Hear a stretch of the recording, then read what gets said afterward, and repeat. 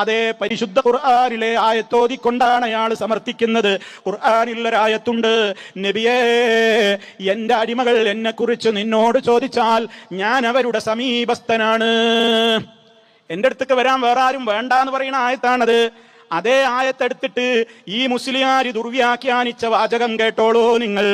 തുടക്കത്തിൽ വൈദാ സഅലക എന്നുണ്ടല്ലോ, നബിയെ താങ്കളോട് ചോദിച്ചാൽ. അപ്പൊ എന്റെ അടിമകൾ താങ്കളോട് ചോദിച്ചാൽ എന്ന പ്രയോഗത്തിൽ നിന്ന് തന്നെ മനസ്സിലാകുന്നത് അള്ളാഹുവിന്റെ യഥാർത്ഥ അടിമകൾ നബിയോട് ചോദിക്കും എന്നാണ്. യഥാർത്ഥ അടിമകളാകണമെങ്കിൽ അള്ളാഹിനോട് ചോദിക്കും മുമ്പ് നബിയോടാണ് ചോദിക്കേണ്ടത്. അങ്ങനെ ചോദിക്കാത്തവർക്ക് അടുപ്പമോ ഉത്തരമോ ലഭിക്കില്ലെന്ന് തന്നെ ഇതിൽ വ്യക്തമാകുന്നു. നോക്കണം നിങ്ങൾ, റഹ്മാനായ റബ്ബിന്റെ വാചകം എടുത്തുദ്ധരിച്ചിട്ടാണ് ഈ ദുർവ്യാഖ്യാനിക്കുന്നത്. ഖുർആനിന്റെ പേരിൽ കളവ് പറയുകയാണ്.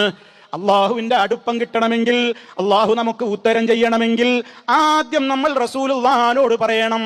അതിനാണത്രേ ഇർതകബ്തു അലൽ ഖതാ ഗൈറ ഹസ്രിൻ വഅദദ് ലക അഷ്കു ഫീഹി യാ സയ്യിദി ഖൈറൻ നബി. കുറ്റമെന്ന വാഹനമിൽ അറ്റമില്ലാതേറി ഞാൻ അങ്ങയോട് അന്യായം ഞാൻ സയ്യിദി ഖൈറൻ നബി. കണക്കല്ലാത്ത തെറ്റുകുറ്റങ്ങൾ ഞാൻ ചെയ്തു പോയി നബിയേ, അങ്ങയോട് ഞാൻ ആവലാതി പറയുകയാണ്, എന്റെ പാപങ്ങൾ പുറത്തു തരണേ എന്ന് മുത്ത് മുസ്തഫയോട് ചോദിക്കാൻ മൗലിദിൽ ആവശ്യപ്പെടുന്നു. ഓ പ്രിയമുള്ളവരെ, മുത്തുനബിയുടെ മദ്ഹല്ലേ ഞങ്ങൾ പറയുന്നത്? നിങ്ങൾ മൗലിദിന്റെ വിരോധികളാണ്, ഞങ്ങൾ മുത്തുനബിയെ പ്രശംസിക്കുകയല്ലേ എന്ന് ആരെങ്കിലും തെറ്റിദ്ധരിച്ചവരുണ്ടെങ്കിൽ നിങ്ങൾ ഇതിന്റെ അർത്ഥമൊന്ന് ചിന്തിക്കോ. തെറ്റുകൾ പറ്റിയവരോട് മുത്ത മുസ്തഫ പറഞ്ഞതെന്താ? നീ അള്ളാഹിനോട് പാപമോചനം തേടിക്കോ, അതിന് പകരം നീ എന്നെ വിളിച്ച് പ്രാർത്ഥിച്ചോ എന്ന് അള്ളാഹിന്റെ റസൂല് പറഞ്ഞിട്ടുണ്ടായിരുന്നുവോ? ഇല്ലല്ലോ. പിന്നെ എങ്ങനെയാണ് നമുക്കിത് സാധ്യമാവുക? അള്ളാഹ് ബഹുമാനിച്ച കഅബയെ ബഹുമാനിച്ച ആ ശിർക്കായി പോകുന്നു പേടിക്കുന്നവരുണ്ട്. മുജാഹിദിന്റെ ഒരു അൽമനാർ പത്രം ഞാനിപ്പോ വരുമ്പോൾ എനിക്കതിന്റെ ഒരു കോപ്പി കിട്ടി. അതിൽ പറയുന്നത് എന്താണ്? കഅബയെ ബഹുമാനിച്ചാൽ ശിർക്കായി പോകുന്നുള്ള പേടിയാണ്. ഇതിൽ എഴുതിയത് ഇങ്ങനെയാണ്: സുബ്ഹാനല്ലാഹ്, കഅബ, മസ്ജിദുൽ ഹറാം, ഹജറുൽ അസ്വദ്, സംസം കിണർ, മസ്ജിദുൻ നബവി, നബിയുടെ ഖബർ, മക്കയിലെയും മദീനയിലെയും ഖബർസ്ഥാനുകൾ, ചരിത്രപ്രധാന സ്ഥലങ്ങൾ, രണാങ്കണങ്ങൾ തുടങ്ങിയവയോടും ചിലയിടങ്ങളിലെ മണ്ണിനോട് പോലും കാണിക്കുന്ന അമിതാവേശവും താല്പര്യവും അവ ആരാധ്യ വസ്തുക്കളായി ഗണിക്കുന്നിടത്തോളം താണു പോകുന്നുണ്ട്. അതുകൊണ്ട് തന്നെ ശിർക്ക് സംഭവിക്കാനിടയുമുണ്ട്. കഅബ ശരീഫിനെ ഇങ്ങനെ ചുറ്റുകയാണ് മുസ്ലിമീങ്ങൾ. അത് ശിർക്കായി പോകുന്നുള്ള പേടിയാണ് മുജാഹിദിന്. കാരണം അതൊരു ആരാധനയാവൂലേ എന്നുള്ള പേടിയാണ്. കഅബയെ കാണുമ്പോൾ പൊട്ടിക്കരയുന്നവരുണ്ട്. കഅബയിലേക്ക് നെഞ്ഞ് ചേർത്ത് പിടിച്ച് പടച്ചവരോട് പൊട്ടിക്കരയുന്നവരുണ്ട്. കഅബ ശരീഫിന്റെ മൂലയിലുള്ള ഹജറുൽ അസ്വദ് ചുംബിക്കുന്നവരും തൊട്ട് മണക്കുന്നവരുമുണ്ട്. അതൊക്കെ ശിർക്കായി പോകുന്നുള്ള പേടിയാണ് മുജാഹിദിന്. അവരതുകൊണ്ട് നിർത്തിയില്ല. ലോകത്തുള്ള മുസ്ലിമീങ്ങളെ ഹജ്ജിനെ കുറിച്ച് അവർ പറയാണ്, അവരുടെ ഹജ്ജ് ആർക്കെല്ലാമോ പൂജയാണ്. സുബ്ഹാനല്ലാഹ്, അങ്ങനെ പലതിനെയും പൂജിക്കുന്നവരാണ് മുസ്ലിമീങ്ങൾ എന്ന് പറഞ്ഞ് മുഖ്യധാരാ മുസ്ലിമീങ്ങളെ സൃഷ്ടികളെ പൂജിക്കുന്നവരാക്കി ചിത്രീകരിച്ച് ഈ സമുദായത്തെ നാണം കെടുത്തുകയാണ് പുത്തൻവാദികൾ. ഓ മുഅ്മിനീങ്ങളെ, നിങ്ങൾ ആരും ഇതിൽ പെട്ടുപോകരുത്. അവർക്ക് ഖുർആനിൽ വിശ്വാസമുണ്ടെന്ന് തോന്നുന്നില്ല, ഹദീസിൽ വിശ്വാസമുണ്ടെന്ന് തോന്നുന്നില്ല. പടച്ചവന്റെ ഖുർആൻ പറയാണ്, വമൻ യുഅള്ളിം ഹുറുമാത്തില്ലാഹി ഫഹുവ ഖൈറുൽ ലഹ്. അല്ലാഹു ബഹുമാനിച്ചതിനെ വല്ലവരും ബഹുമാനിച്ചാൽ ഫഹുവ ഖൈറുൽ ലഹു, അതവർക്ക് ഖൈറാണ് എന്ന് ഖുർആൻ. കഅബയെ ബഹുമാനിക്കണം, ഹജറുൽ അസ്വദിനെ ബഹുമാനിക്കണം, മസ്ജിദുൽ ഹറാമിനെ ബഹുമാനിക്കണം, മസ്ജിദുൻ നബവിയെ ബഹുമാനിക്കണം, റൗദയെ ബഹുമാനിക്കണം. സുബ്ഹാനല്ലാഹ്. ശേഷം പറയുന്നത് എന്താണ്?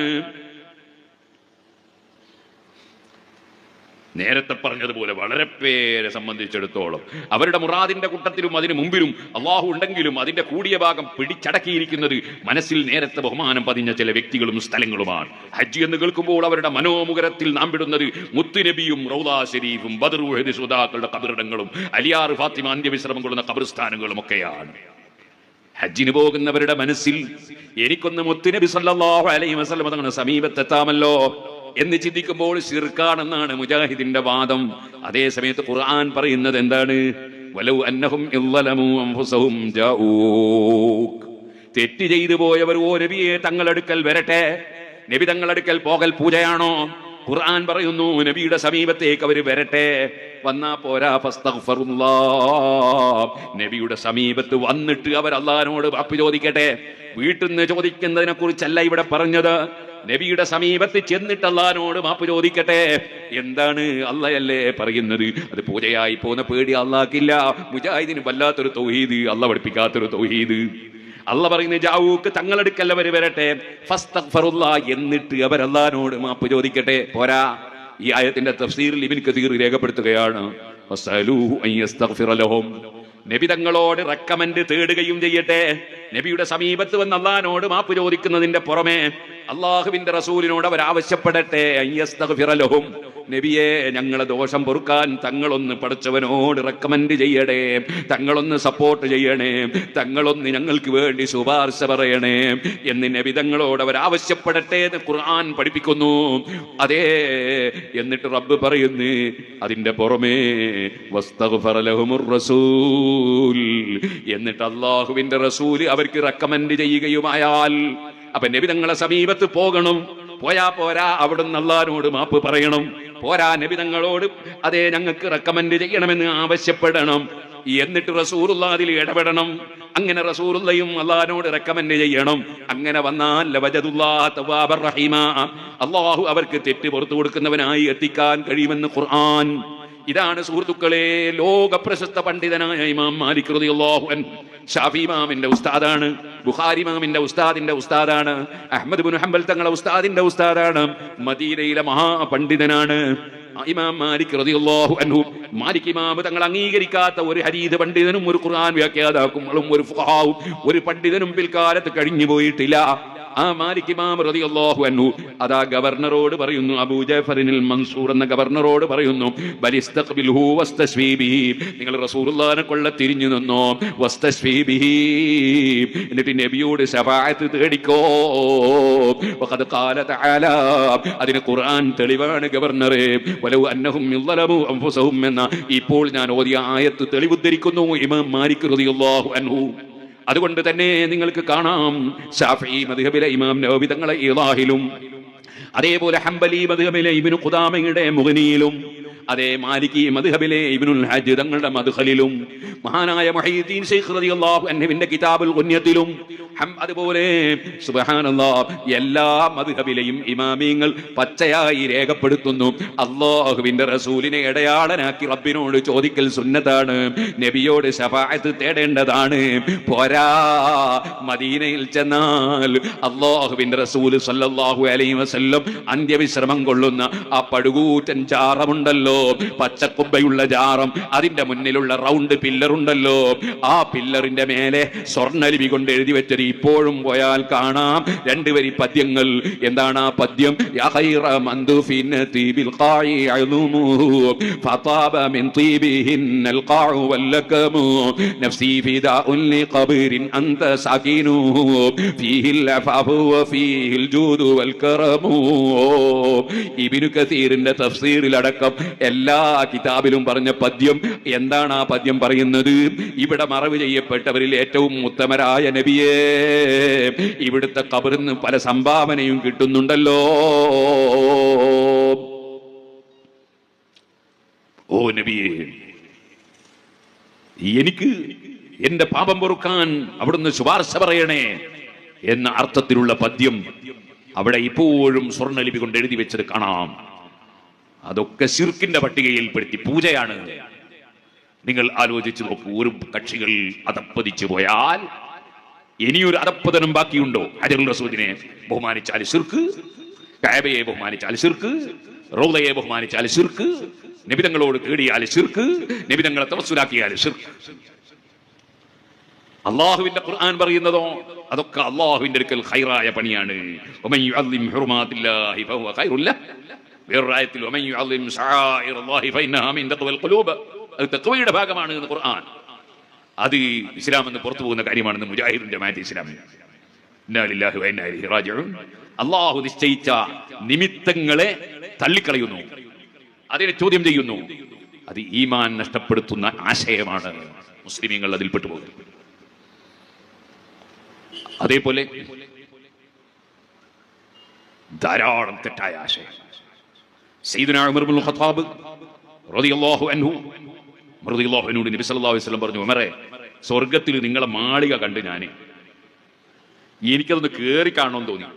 അപ്പൊ ഒരു സ്ത്രീ അവിടുന്ന് ഒതുവെടുക്കുന്നു. ഞാൻ മനസ്സിലാക്കി, നിങ്ങളോടൊന്നും പറയാതെ, നിങ്ങളെ കൂട്ടാതെ ഞാൻ ഒറ്റക്ക് കയറിയാൽ നിങ്ങൾക്ക് വേർപിടിക്കുമോ എന്ന് വിചാരിച്ച് കയറാതെ പോന്നതാ. അപ്പൊ ഉമർ റളിയല്ലാഹു പൊട്ടി പൊട്ടി അങ്ങ് കരഞ്ഞു. അലൈക അഗാറു യാ റസൂലല്ലാഹ്, എന്നെ സ്വർഗത്തിലേക്ക് നയിച്ചത് അള്ളാഹുവിന്റെ റസൂലല്ലേ, തങ്ങൾ കയറി എനിക്ക് വേർപിടിക്കുമോ? പൊട്ടി അങ്ങോട്ട് കരഞ്ഞു.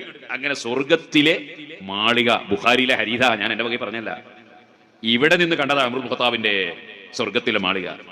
ആ ഉമർ ഖത്താബ് റളിയല്ലാഹുവിന്റെ അടുക്കൽ ഒരാൾ വന്നിട്ട് പറയാണ്, മഴ തീരെ കിട്ടാത്തതുകൊണ്ട് ഞാൻ റസൂലുള്ളാഹിന്റെ ഖബറിൽ പോയി. അല്ലാഹ്, മുജാഹിദ് കേൾക്കണ്ട, ഇത് ഉമർ ഖത്താബിനോടാ പറഞ്ഞു, ഉമർ പോലും കേൾക്കണ്ട. ഖബറിൽ പോയി. എന്നിട്ട് റസൂലുള്ളാഹിനെ വിളിച്ച്, യാ റസൂലല്ലാഹ് ഇസ്തസ്ഖിലി ഉമ്മതിക യാ റസൂലല്ലാഹ്, അല്ലാഹുവിന്റെ റസൂലേ, ഉമ്മത്തിന് മഴയില്ല, ഉമ്മത്തിന് മഴ വാങ്ങി തരണം എന്ന് പറഞ്ഞു. നബി സല്ലല്ലാഹു അലൈഹി വസല്ലം ശേഷം ഞാൻ സ്വപ്നം കണ്ടു, അടുത്ത് തന്നെ മഴ പെയ്യുന്നു, നിങ്ങൾക്ക് സലാം പറയാൻ പറഞ്ഞിട്ടുണ്ട്. ഇങ്ങനെ ചില കാര്യങ്ങളൊക്കെ പറഞ്ഞു.